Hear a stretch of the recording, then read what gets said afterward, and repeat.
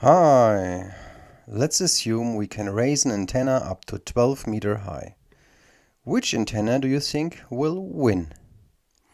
We calculate the whole thing in the antenna program FORNEC2 for average ground conditions, not salty water or a dry desert. The maximum height of the antenna tip is 12 meter above ground. At this year's field day, I also ran a small competition with the Delta Hotel 9 Alpha Tango to see which antenna was better at a height of 10 meters on the 10 meter and the 6 meter band. Unfortunately, the tests were not conclusive enough. On average, the signal with my collinear horizontal dipole was perhaps 1 dB better than his double oblong, but the number of stations was too small to be meaningful. And we also had a solar storm at the same time. Let's define what winning means. In practice, we wanted to collect the number and reports of our antennas under WSPR. In theory, we looked at the gain at 4 degrees and 15 degrees elevation, as well as the number of side lobes.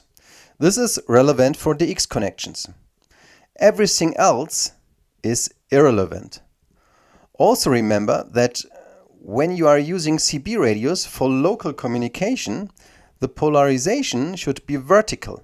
Otherwise, your antenna would be quite poor locally because the polarization does not match. However, this is irrelevant for DX connections. In order to also take into account a commercially available antenna that is considered a super antenna among CB radio operators, I also modeled a 5/8 blizzard and included it in the comparison. So that will theoretically yield the best results. Will it be the Moxon beam, a kind of bent Yagi with folded legs, a double quad or a double oblong, which are both relatively similar and differ only in their feet? Two simple rectangles that I pull up on a mast. Will it be a collinear stacked vertically polarized half wave with Franklin array stubs in between? Sounds really complex, right? It isn't really complex. Or will it be a lazy H? Okay, what is a lazy H? Or is it a horizontal dipole with Franklin array stubs consisting of 2 times 3/4 lambda long legs instead of 2 quarter lambda long legs? Or will it be a collinear fat dipole arranged one above the other? And how does our commercially available Blizzard, a kind of 5/8 antenna with a coil for adjustment and shortened radials for the CB radio band, perform? Keep in mind that you can also transfer the results to the 12 meter or 6 meter band, but the results depend on the feed height in relation to the frequency. In addition, a beam such as a Moxon beam or the double oblong can still be rotated, but an extra long collinear dipole cannot be rotated properly.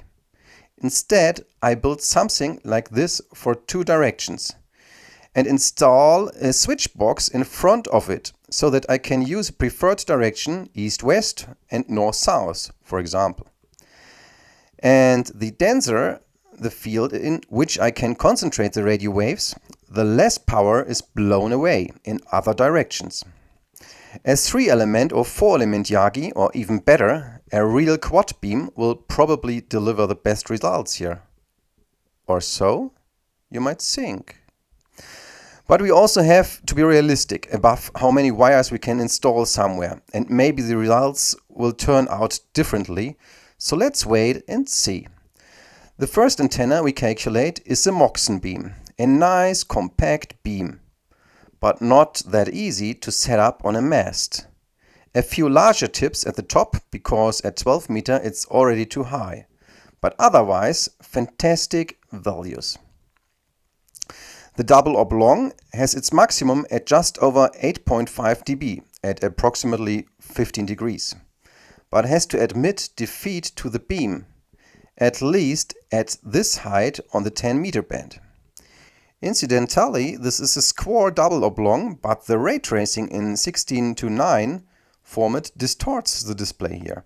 So here's a smaller window showing the realistic display. Any deviation from the square shape leads to poorer values. The huge advantage of the oblong is that you can actually slide it up on a fiberglass mast and rotate the mast manually, making it easy to achieve directionality. Although it performs poorly overall, it does not have advantages in practice.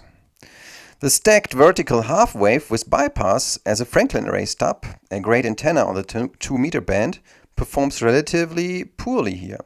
Although the diagram is not bad, the absolute values, such as a maximum gain of only 2.5 dB, are not so great. So let's move quickly on to the Lazy H, a relatively unknown antenna. But it's an antenna with peak values, higher gain than a Moxon beam, but unfortunately slightly worse at an angle of 5 degrees. In my opinion, it's still slightly better than the beam because there are no unwanted upward lobes. But the feed and thus the shape are not that easy. Let's take a look at the extra long dipole, again with Franklin array stubs in between. Not bad values, but the large tips pointing straight up are simply too big, causing a large part of the radiation to be distributed directly upwards. I had replicated it. Unfortunately, I was unable to achieve a good SWR below 1 to 1.8 in practice. Not too bad, but also not entirely unimportant. Then we come to the antenna that excites me. It's a double broadside dipole, simply a dream of an antenna diagram. The small peak pointing straight up can be reduced by the distance between the two elements. Slightly worse than the Lazy H, but much easier to set up since it's basically just two dipoles on top of each other.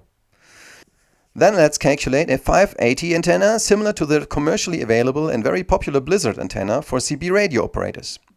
The diagram doesn't look too bad, but the values here are the worst of all antennas compared to the others.